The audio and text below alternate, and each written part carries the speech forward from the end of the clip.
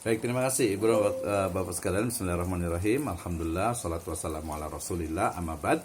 Masih di workshop latihan untuk menulis buku, skripsi, tesis, dan juga disertasi. Ya, kita diingatkan dengan kalam Allah Subhanahu wa Ta'ala dalam surat Al-Qalam ayat pertama, kemudian juga Al-Baqarah ayat ke-79, hadis riwayat Ahmad dan juga Imam Muslim, kemudian juga asar daripada Imam Malik dan juga Imam Syafi'i terkait dengan penulisan, ya, baik kalamullah, kemudian sunnah nabawi dan juga asar ulama menjadi motivasi besar bagi kita untuk bisa menulis, untuk bisa menghasilkan sebuah mahakarya. Setiap buku, setiap tulisan yang dihasilkan itu adalah sebuah masterpiece, sebuah mahakarya. Nah, kita akan bicara pertama tadi tentang kenapa harus menulis, saya rasa sudah paham. Kemudian yang kedua mengenal karya tulis, kemudian juga manfaat benefit dari menulis, kemudian teknik menulis buku dan juga tesis, ya.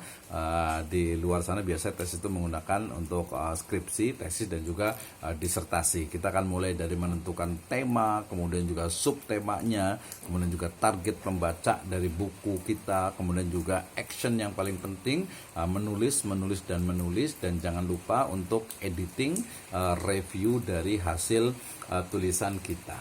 Nah, ini lebih sifatnya pragmatis, ya. Kenapa harus menulis? Ya, biasanya pertama itu adalah kewajiban mahasiswa. Apalagi sekarang eranya jurnal, ya, di mana setiap mahasiswa itu hampir setiap dosen itu mewajibkan untuk hasil dari, kalau zaman dulu itu adalah makalah, sekarang itu menjadi sebuah jurnal artikel, ya, atau artikel ilmiah dalam bentuk jurnal. Guru juga beberapa sudah mengharuskan juga penulisan, dan dosen tentu saya yang paling penting harus melakukan riset, penelitian, pembelajaran, kemudian juga pengabdian dan mengintegrasikan Tridharma ini, Tridharma perguruan tinggi, ya, baik itu pengajarannya, yaitu harus berasal dari riset, penelitian, hasil dari penelitian juga harus diabdikan kepada masyarakat, ya. Ada juga yang menulis ini ingin mendapatkan pendapatan, ya, ingin mendapatkan uang, ya, why not, kenapa tidak, ya. Ada juga yang mungkin ingin dikenal ataupun terkenal sebagai penulis, ya. Kalau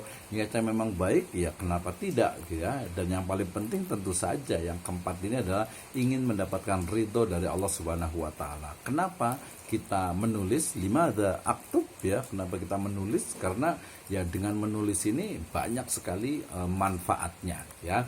Menulis itu tadi sudah saya sebutkan bagian dari ibadah, ya, kemudian tulisan itu tentu akan dimintai pertanggungjawabannya dan juga menjadi wasil atau dakwah atau sarana dalam berdakwah. Ini why we should write, ya. Kemudian manfaat menulis, wah, ini banyak sekali sebenarnya, ya.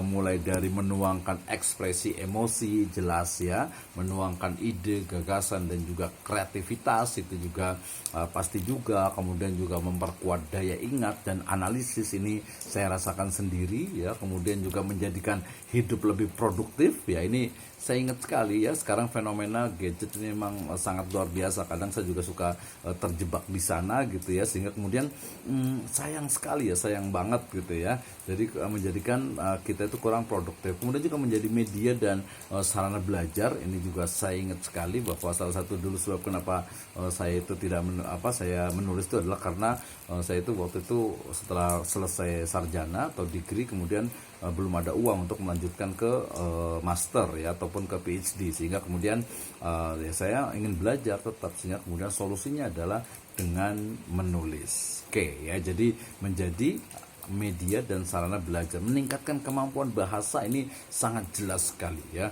Selain nanti ingin jadi public speaker, ya, atau mungkin jadi penulis, itu ternyata menulis itu betul-betul membawa pada kemampuan bahasa. Apalagi kalau sudah kita punya background bahasa, itu akan menambah hasanah dari bahasa, bahkan banyak bahasa yang kita ciptakan atau kita buat sendiri. Nah, melatih otak untuk lebih terorganisir, ini juga sangat jelas, ya. Kalau orang tuh cuma nonton, apalagi nonton ini cuma ketawa ketiwi, cuman, ya, hiburan-hiburan itu, ya, akhirnya otak itu tidak digunakan, ya.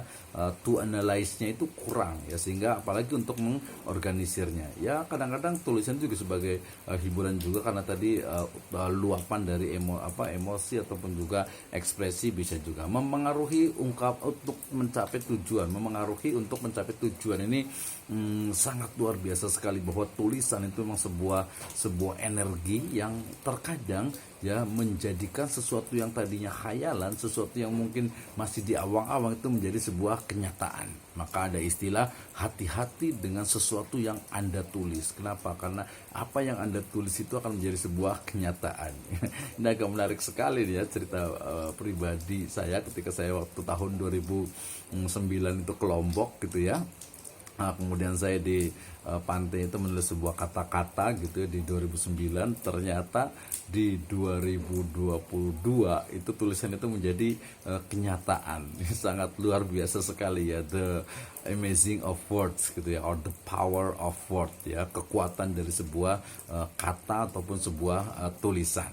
Ya, menjadi terkenal, menghasilkan uang, membuka jaringan, password global Anda, itu adalah banyak sekali dari manfaat menulis, sehingga tidak ada alasan untuk tidak menulis. Nah, ternyata ya banyak nih untuk jenis karya tulis ya, dari mulai features, kemudian artikel, kemudian juga jurnal ilmiah ya, nanti berdasarkan datanya itu ada yang fiksi, ada yang non fiksi, ada juga yang faksi ya, gabungan antara fiksi dan juga faksi ya. Karya tulis nanti bisa dalam buku populer, buku ilmiah, skripsi, tesis, disertasi ya, ada novel, ada cergam, ada komik, ensiklopedi, anthology, dongeng, biografi, diari, catatan harian, novelet, fotografi, karya ilmiah, tafsir, kamus, buku how to, atlas, kemudian juga buku ilmiah, teks majalah, dan banyak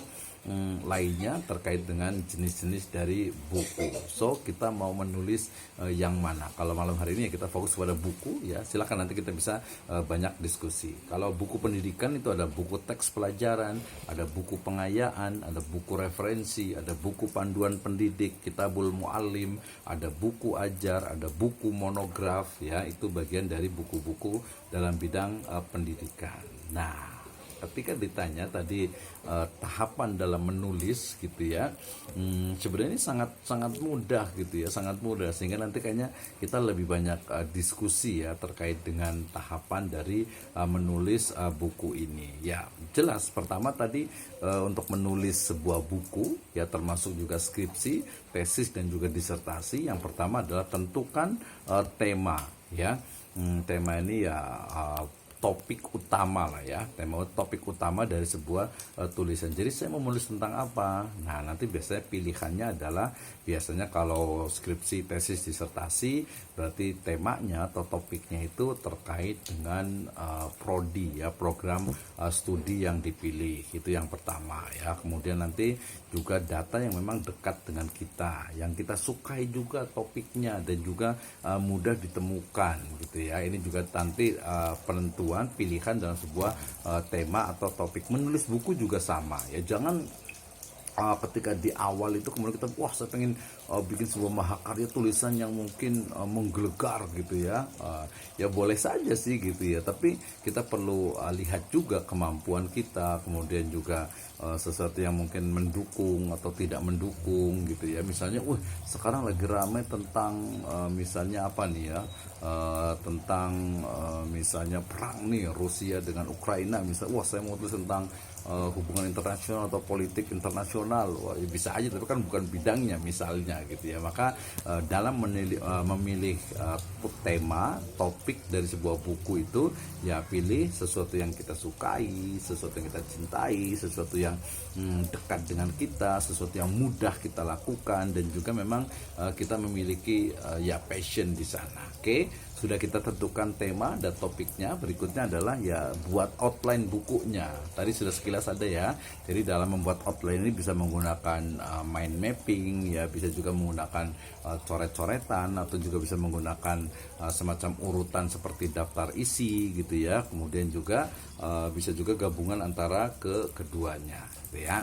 Jadi membuat topiknya, kemudian juga tentukan membuat outline-nya, dan setelah itu baru menulis ya. Tulis apa yang memang kita bisa tuliskan. Jadi jangan menggunakan misalnya salah katanya, kemudian juga mungkin usulan dan sebagainya, tulis saja dulu. Setelah itu nanti baru ada editing ya, kemudian juga ada review juga ya, menulis lagi sampai kepada finishing. Ya kalau teorinya sih gampang gitu ya, mudah sekali. Apa sih yang susah? Makanya mungkin kita bisa diskusi lebih banyak ya terkait dengan bagaimana sebenarnya alasannya atau sebabnya itu menulisnya dan lain sebagainya tentang menuliskan buku, skripsi atau tesis ataupun disertasi. Ada yang belum paham ya nanya gitu ya, karena kalau di kelas itu kan selalunya adalah student centered learning ya, dimana yang belajar itu ibu dan bapak sekalian, teman-teman semuanya. Jadi kalau yang pemateri ya insya Allah udah apal gitu ya, bukan hanya apal dari sisi materi tapi memang sudah melakukan gitu, sehingga kemudian ya memang bisa dipertanggungjawabkan gitu. Nah sekarang apa yang belum bisa nih, di mananya kesulitannya, so we can discuss about it ya. Tahapan menulis buku, skripsi dan juga disertasi. Kalau berdasarkan timingnya, waktunya itu ada pra menulis tadi, berarti ketika kita menentukan temanya, topiknya, kemudian juga subtopiknya, kemudian juga segmentasi pembaca. Jangan lupa ini terutama ketika menulis buku ya. Kita mau menulis untuk siapa nih? Untuk anak-anak, untuk dewasa, orang tua, atau mungkin juga untuk pemuda, untuk laki-laki, untuk perempuan, untuk komunitas tertentu, untuk masyarakat secara umum ya. Kemudian juga pilih bahasa yang digunakan ya. Kita mau pakai bahasa formal, mau bahasa pertengahan, bahasa pergaulan, atau mungkin bahasa misalnya bahasa slang misalnya gitu ya, atau bahasa gaul lah gitu ya. Ya kenapa enggak gitu ya, why not gitu ya. Bisa saja nanti dalam buku-buku tertentu, misalnya saya bikin buku juga tentang judulnya adalah sekuler lu gue n gitu ya, itu kan tentang bahasa serius sebenarnya, tentang ideologi, tapi kita buat ringan ya. Kemudian juga setelah itu dalam tahapan menulis berarti membuat outline buku, kemudian juga menulis awal. Ini yang saya maksud menulis awal ini adalah mungkin bisa ngambil kita dari copy paste dari sumber yang lainnya dulu, setelah itu baru dimodifikasi atau mungkin juga kita paraphrase ya, kemudian juga kita kembangkan juga gitu ya dari tulisan awal ini. Artinya belum ada revisi. Nah di pasca menulis itu baru nanti ada editing dan reviewing ya, sampai nanti kepada finishing ya, penyelesaian dari penulisan tersebut. Oke. Tahapan menulis ini juga dalam menyusun buku juga sama ya. Jadi tentukan tujuannya, kemudian juga perencanaan tadi masuk di dalamnya, pengembangan materi, bisa juga tadi untuk pengayaan dari isi dari bukunya itu gitu ya. Jangan sampai misalnya kalau buat skripsi atau tesis atau disertasi gitu, kemudian datanya itu kalau penguji nyebutnya itu adalah miskin data gitu ya. Jadi data itu hampir nggak ada, ini mah tulisan cuman opini saja tanpa data. Padahal kalau kita berbicara harus menulis juga harus ya by data ya, based from data, itu berdasarkan data yang tentu saja datanya itu harus valid ya. Dan juga nanti dari kompetensi di bidang ini ya, ini juga menjadi hal yang menurut menarik revisi nanti sampai kepada layout dan juga desain serta review dan juga evaluasi nanti. Jadi kalau menulis itu jangan khawatir ya, di awal itu jangan sampai oh ini nanti nggak bagus nih, enggak, justru nanti ada tahapan revisi, bahkan sampai kepada penulisan yang sifatnya itu nanti teknis, itu nanti akan ada tahapan editing ya, sampai ya kalau ketika mendapatkan misalnya disebutnya itu dengan pokoknya aduh nggak bisa menulis apa lagi, ya sudah tinggal tulis aja, oh saya tadi mau menulis tentang ini tapi saya lupa gitu ya, tapi saya ingatnya judul dari buku saya kan ini, sehingga kayaknya saya mau menulis ini lagi deh, seperti ini kayaknya lanjutnya seperti ini. Nah sampai seperti itu gitu ya. Jadi so kita jangan menunggu mood itu datang, tapi we must or we can create the mood gitu ya. Jadi kita harus bisa mengkondisikan dari mood kita itu kalau kita memang menulis buku, skripsi ataupun tesis dan disertasi gitu ya. Ini tahap penyusunannya. Nah sama nih ya, di ungkap buku juga ini biasanya yang istilah saya selalu menggunakan istilah, kalau Anda ingin menulis ya metode saya adalah tulis ya, TULIS, tulis gitu ya. Jadi T pertama itu adalah tetapkan bidang ilmu dan juga topik ya. Jadi saya menulis tentang apa nih ya, apakah ilmu-ilmu kauliyah atau ilmu-ilmu kauniyah, atau mungkin tadi kalau Bu Sali itu dari gunakan adalah gabungan mix ya, gabungan antara qauliyah dengan kauniyah gitu ya. Jadi gabungan kauniyah yang berbasis qauliyah ataupun qauliyah yang diperkuat dengan kauniyah ya, antara wahyu yang dibimbing oleh ilmu ataupun ilmu yang dibimbing oleh wahyu yang kemudian diinterpretasi oleh ilmu ataupun ilmu yang selalu harus selaras dengan wahyu. Oke ya, jadi dalam tetapkan bidang ilmu ini biasanya di skripsi, tesis ataupun disertasi ini ya. Jadi ungkapkan latar belakang. Jadi kenapa kita menulis topik ini, kenapa kita menulis tema ini ya, ada gap apa, ada permasalahan apa sehingga masalah ini harus dibahas, harus diteliti, harus ditulis gitu ya. Kemudian nanti mengidentifikasi masalah apa, masalah itu seperti apa. Jangan sampai hanya social problem tapi haruslah sebuah academic problem kalau untuk skripsi, tesis dan juga disertasi. Jadi masalahnya adalah masalah itu apa? Masalah itu ya gap antara teori dan juga kenyataan. Tapi kalau saya menyebutnya dengan masalah itu adalah sesuatu yang Anda belum ketahui, dan untuk mengetahuinya Anda harus menggunakan riset metodologi, sebuah metode ilmiah, metode alamiah ataupun metode ilahiyah. Jadi ada 3 nih metode gitu ya. Oke, kemudian juga tadi ada masalah, ada identifikasi masalah, ada rumusan masalah, sampai kepada tujuan pembahasannya, termasuk juga ada manfaat ya, signifikansi dari penelitian. Nah, ini biasa di bab 1 ya dalam skripsi, tesis ataupun disertasi ya. Oke, levelnya bagaimana? Ya beda. Skripsi biasanya narasi lebih mudah. Kalau kuantitatif biasanya hanya satu X yang berpengaruh terhadap Y atau Y. Kalau S2 ya biasanya ada X1, ada X2.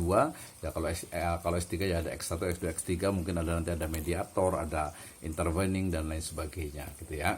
Oke.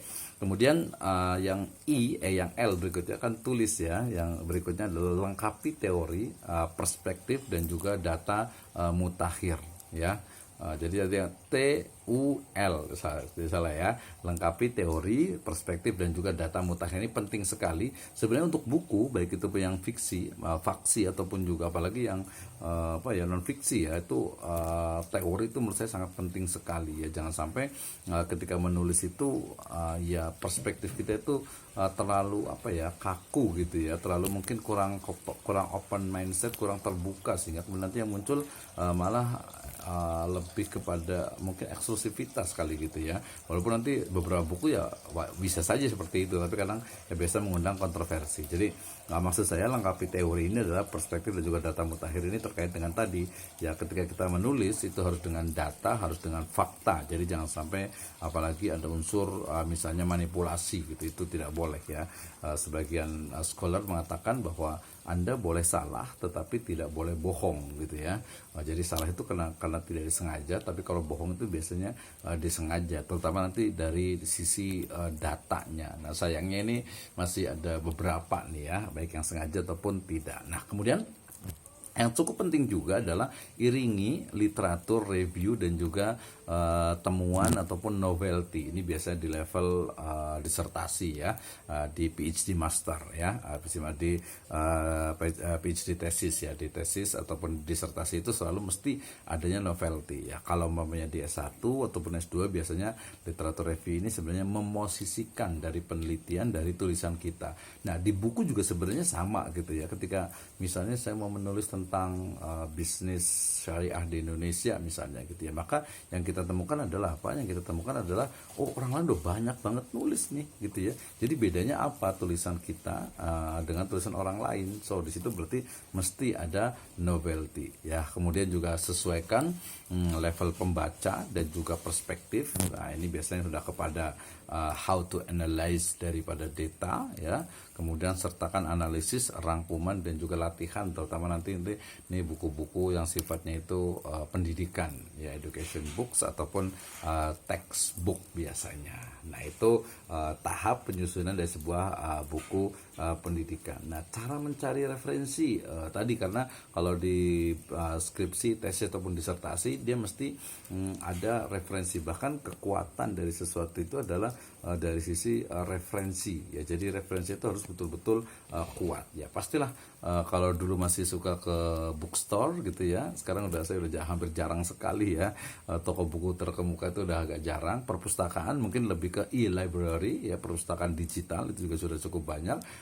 Website akademik ya, website akademis yang diakui luas ini banyak sekali ya, mulai dari Google Scholar, kemudian juga ada ResearchGate, kemudian juga nanti di jurnal ada Moraref, ada Elsevier, ada lagi misalnya portal Garuda, kemudian juga ada akademia dan sebagainya, itu sangat banyak sekali. Kalau untuk mencari jurnal bisa menggunakan Publish and Perish ya, tadi di Moraref juga ada, kemudian di ResearchGate juga ada, di akademia juga ada. Itu yang paling gampang ya udahlah di Google saja gitu ya, atau mungkin di Windows Edge yang lainnya, atau mungkin Mozilla juga bisa lah, banyak sekali. Itu juga mudah, tinggal ditambah dengan belakang itu titik .pdf ya, atau titik PDF, nanti akan ditemukan sangat banyak sekali referensi ya.